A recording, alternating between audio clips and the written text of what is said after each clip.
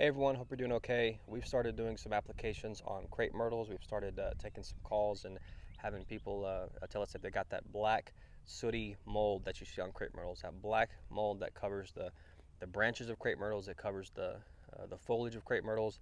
And if you have that, then what you have is an insect problem. It's not, it is a fungus, but the cause of it is an insect problem.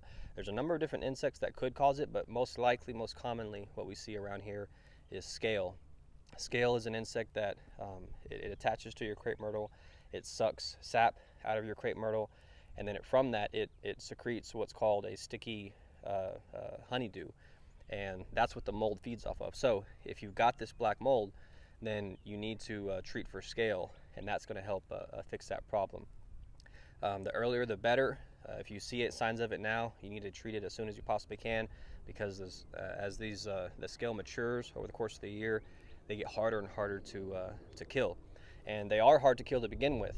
It's not something you can completely eradicate. It's not something you can prevent altogether.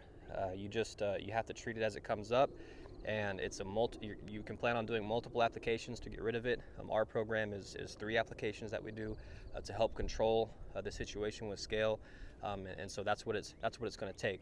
So again, earlier the better. If you see signs of it now, definitely get out there and do something about it. I'll make another video about our actual program and how we treat for it and what we use and all that. But for right now, you need to go out and check your crepe myrtles. Just keep an eye out for it. And if you do see signs of any of that black mold, then you need to, make plans to do something about it. It's not necessarily going to kill your crepe myrtle to have this that black mold on it, but it's going to be blocking sunlight, from your crepe myrtle, and your leaves will start to drop, when they're not supposed to. It'll affect the blooms of your crepe myrtle, and overall, it'll just look like a sick tree if you just let it go. So, again, earlier the better. Get out there, check them, and make sure you don't have an issue with that already.